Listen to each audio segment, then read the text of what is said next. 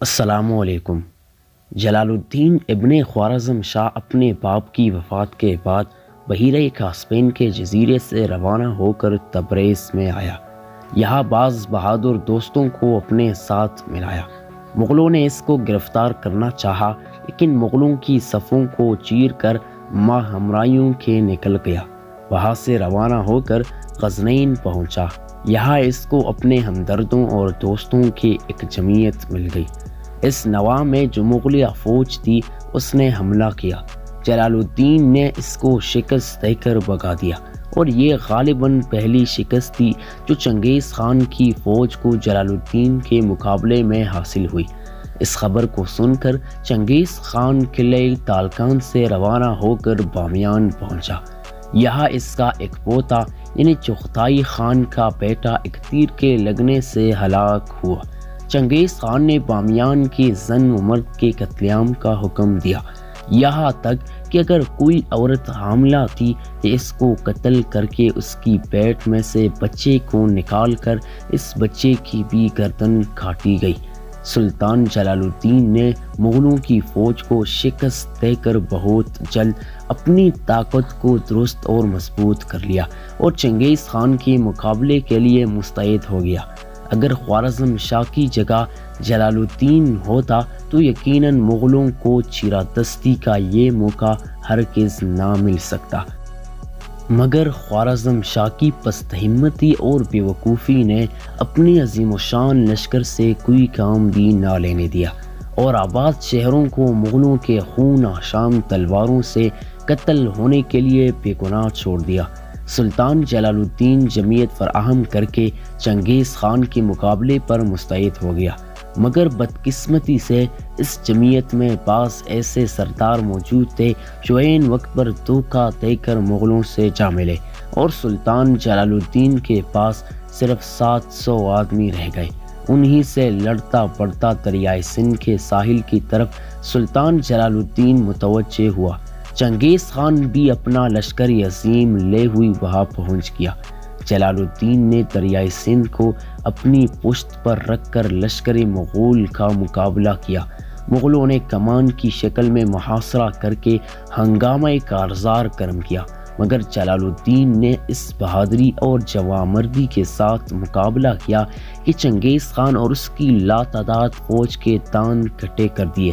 سلطان جلال الدین جب حملہ آور ہوتا تھا تو مغلوں کی صفوں کو دور تک پیچھے ہٹا دیتا تھا، مگر وہ پھر فراہم ہو کر بڑھتے اور پہلے سے زیادہ جوش کے ساتھ حملہ آور ہوتے تھے۔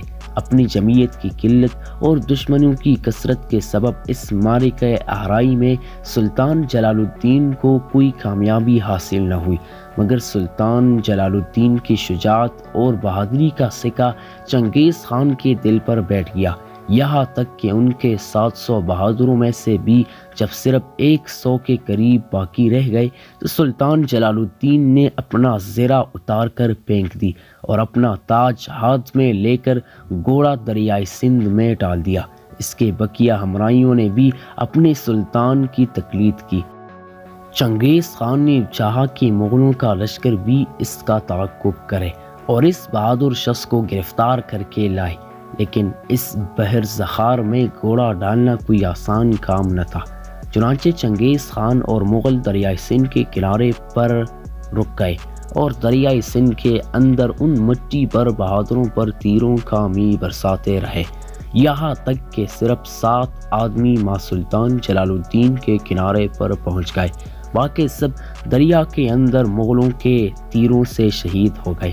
سلطان جلال الدین نے اس کنارے پر پہنچ کر اپنے کپڑے اتار کر جاڑیوں پر سکھانے کے لیے ڈال دیے، نیزہ زمین پر گاڑ کر اس کی نوک پر اپنا تاج رکھ دیا اور اس کے نیچے دم لینے لگا، اور گھوڑے کے زین کو اتار کر خشک ہونے کے لیے سامنے رکھ دیا۔ چنگیز خان دوسرے کنارے پر کھڑا ہوا یہ سب کچھ دیکھ رہا تھا اور حیران تھا۔ اپنے تمام بیٹوں اور سرداروں کو جو اس کے لشکر میں موجود تھے سامنے بلا کر کہنے لگا کہ میں نے آج تک ایسا بہادر اور باہمت شخص نہیں دیکھا، اس کے ہمراہی بھی اس کی مانند بے نظیر بہادر ہے۔ اتنے بڑے عظیم و شان دریا کو اس طرح عبور کرنا بھی ان ہی کا کام تھا۔ اگر یہ شخص زندہ رہا تو مجھ کو اندیشہ ہے کہ دنیا سے مغلوں کا نام و نشان گم کر دے گا۔ جس طرح ممکن ہو اس کے قتل کرنے کی تدبیر سوچی جائے، مگر بجز اس کے اور کچھ نہیں ہو سکتا تھا کہ چنگیز خان متصادف و مغموم دریائے سندھ کے کنارے سے واپس چلا گیا۔ یہ واقعہ 620 ہجری کو وقوع پذیر ہوا۔ اس کے بعد سلطان جلال الدین نے سندھ میں کچھ فتوحات حاصل کیے اور اس کے ہواخواہ یہاں آ کر اس کے ساتھ شامل ہوتے رہے۔ چند روز کے بعد سلطان جلال الدین دریا کو عبور کر کے کرمان کی جانب پہنچا، وہاں سے شیراز گیا۔ اسی عرصے میں فدائیوں کو متواتر ہزیمتیں دے کر ان کے قریباً تمام قلعوں کو سوائے قلعہ الموت کے منہدم کر دیا۔ فدائی یا باطنی گروہوں مغلوں کی اس حملہ آوری کے وقت بہت مطمئن اور مسرور تھے، اور مسلمانوں کے قتل عام کی خبریں سن کر یہ لوگ بہت خوش رہے تھے، چونکہ یہ لوگ بھی مسلمانوں کے اس طرح دشمن تھے جیسا کہ مغل، لہٰذا ان کو مغلوں سے کوئی اندیشہ نہ تھا۔ انہوں نے مسلمانوں کی تباہ حالت دیکھ کر اپنی مقبوضات کو بہت وسیع کر لیا۔ کرامتہ کے بخکنی سلطان جلال الدین کے قابل تذکرہ اور اہم کارناموں میں شمار ہونا چاہیے۔ اب وہ زمانہ تھا کہ مغلوں کا سیلاب شمال کی جانب متوجہ تھا۔ سلطان جلال الدین نے موقع مناسب سمجھ کر بغداد کا رخ کیا کہ وہاں جا کر خلیفہ ناصر الدین عباسی کی خدمت میں حاضر ہو کر امداد طلب کروں، تاکہ مغلوں کا ممالک اسلامیہ سے اخراج بآسانی کیا جا سکے۔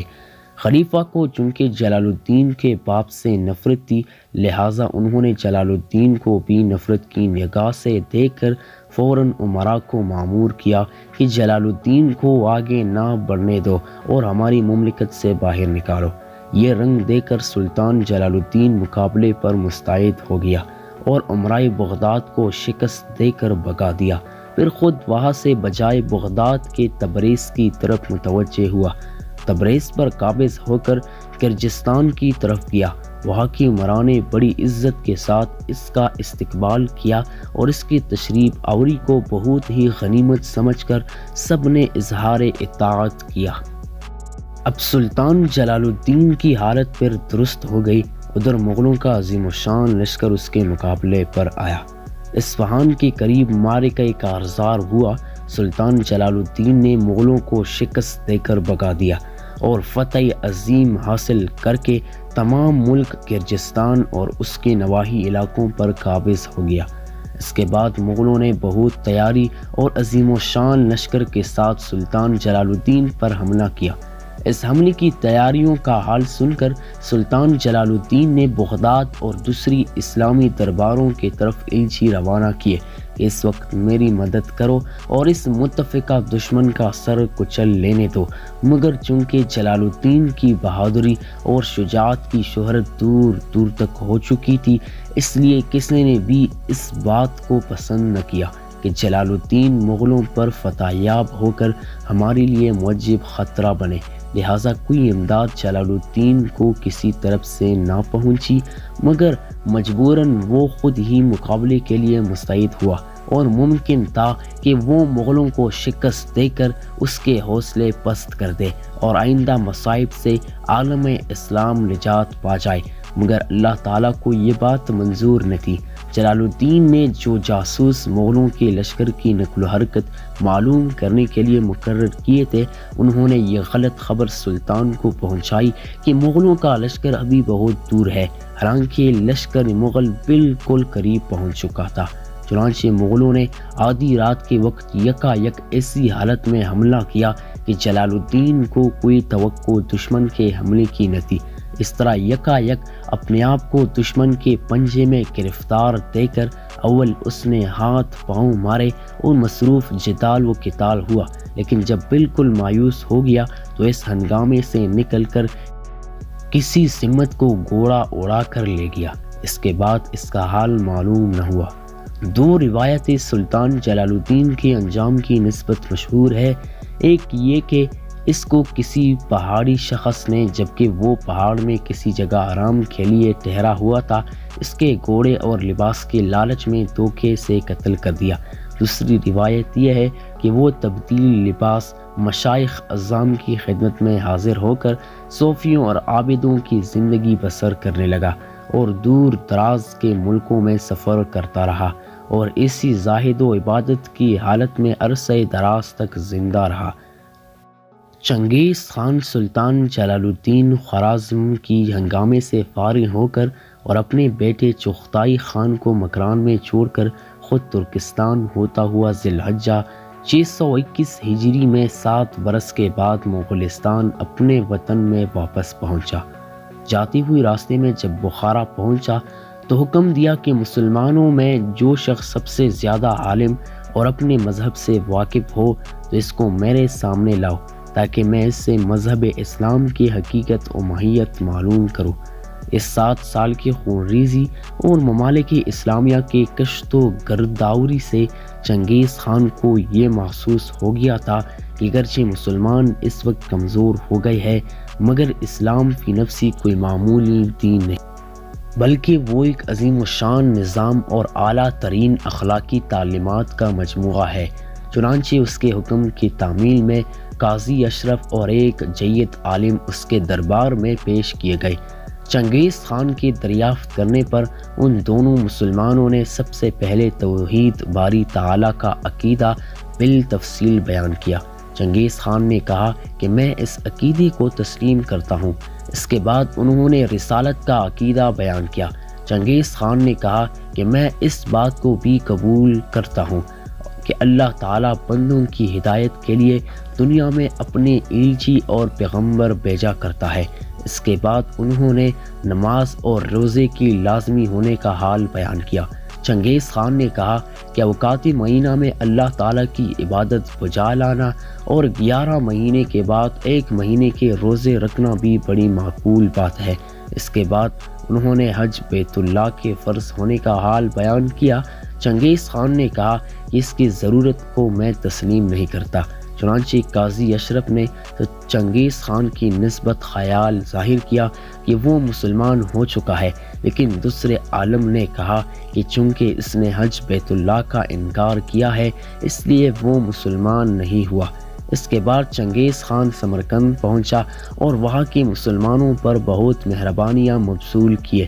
غور کرنے کا مقام ہے کہ 7 برس کے بعد جو فاتح بہت سے اسلامی ملکوں کو فتح کر کے اور لاکھوں کروڑوں مسلمانوں کے خون کی ندیاں بہا کر اپنے وطن کو واپس ہو رہا ہے اور وہ اپنے عقیدے کو اسلام کا ماتحت بنا چکا ہے اور مذہباً مفتوح و مغلوب ہو کر آیا ہے۔ چنگیز خان کے بیٹے تولی خان کے بیٹے قبیلہ خان اور ہلاکو خان اس وقت 10 سال اور 9 سال کی عمر رکھتے تھے۔ چنگیز خان کے یہ دونوں پوتے دادا کے واپس تشریف لانے کی خبر سن کر استقبال کو آئے اور راستے میں انہوں نے ایک خرگوش اور ایک آہو شکار کیا۔ چونکہ ان لڑکوں کا یہ پہلا شکار تھا لہٰذا چنگیز خان نے اس خوشی میں ایک جشن ترتیب دیا اور بہت بڑی ضیافت اہل لشکر کو دی۔ چنگیز خان کی مغولستان میں واپس آنے کا ایک یہ بھی سبب تھا کہ وہاں بعض امرائے مغول نے مخالفت اور سرکشی کا اظہار کیا تھا۔ چنانچہ مغولستان میں پہنچتی ہی چنگیز خان نے سرکش اور مخالف مغلوں کو قتل و غارت کے ذریعے ٹیک بنایا۔ اس طرح تمام ہنگاموں سے فارغ ہو کر چنگیز خان نے اپنے بیٹوں، پوتوں اور سرداروں کو جمع کر کے کہا کہ میرا وقت غالباً اب آخر ہو چکا ہے۔ میں نے تم لوگوں کے لیے بہت بڑا ملک فتح کر دیا ہے۔ تم بتاؤ کہ اب میں کس کو اپنا جانشین نامزد کروں تاکہ تم سب بخوشی اس کی اطاعت اور فرمانبرداری کرو۔ سب نے بے اتفاق کہا کہ ہم آپ کے تابع فرمان ہیں، آپ جس کو اپنا جانشین بنائیں گے ہم اس کو اطاعت میں بجال لائیں گے۔ چنگیز خان نے کہا اگر تم اس معاملے کو میرے رائے پر چھوڑتے ہو تو میں اپنا جانشین چغتائی خان کو بنانا چاہتا ہوں۔ اب تمہارا فرض ہے کہ اس کی اطاعت اور فرمانبرداری کو ضروری سمجھو۔ اس کے بعد ماہ رمضان 624 ہجری میں چنگیز خان نے 73 سال کی عمر اور 25 سال کی حکومت کے بعد وفات پائی۔ اس کی وصیت کی مواقف ایک درخت کے نیچے اس کو دفن کیا گیا۔ اس کی قبر کے پاس تمام رقبے میں پہلی ہی سال اس قدر کثرت سے درخت اگ گئے کہ وہ ایک ناقابل گزر جنگل ہو گیا اور کسی کو یہ تمیز نہ رہی کہ اس کی قبر کس جگہ تھی۔ ناظرین، یہ تھا چنگیز خان، جس کا کہانی میں نے آپ کو 3 ایپیسوڈز میں بہترین طریقے سے بیان کیا۔ اگر آپ کو کچھ نہ کچھ ہمارے اس ویڈیو سے استفادہ ہوا ہے تو پلیز ویڈیو کو لائک کریں اور چینل کو سبسکرائب کریں تاکہ دنیا کے ایسے عجیب و غریب کہانیاں اور تاریخ سب سے پہلے آپ ہی کو پہنچ جائے۔